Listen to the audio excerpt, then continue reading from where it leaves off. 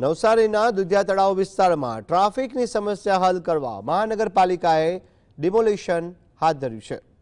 Waterworks બિલ્ડિંગથી rotary circle સુધીના 10.50 metre સાંકડા રસ્તાને હવે 18 મીટર પહોળો કરવામાં આવી રહ્યો છે। ટાઉન પ્લાનિંગ અધિકારી પ્રતિક ચૌધરીના જણાવ્યા મુજબ જીપીએમસી એક્ટની કલમ 210 હેઠળ આ કાર્યવાહી કરાઈ છે। આગામી દિવસોમાં શહેરના અન્ય વિસ્તારોમાં પણ સર્વે કરી દબાણો દૂર કરવામાં આવશે, જેનાથી વાહન ચાલકોને મોટી રાહત મળશે। ડિમોલિશન બાદ આ લોકો પાસે એક્ઝેક્ટલી બ્લુપ્રિન્ટ છે કે નહીં ખબર નથી પડતી કે અડધા કામો થાય છે। હાલ પણ તમે જોશો નવસારી છાપરા રોડ પર તમે આંટો મારશો તો તમને પૂરેપૂરું નવસારીનું જે છાપરા રોડનું જે નિર્માણ થઈ જવું જોઈએ, આજે છેલ્લા 1.5 વર્ષથી કામગીરી ચાલે છે તે પ્રમાણે કામગીરી પૂર્ણ દેખાતી નથી।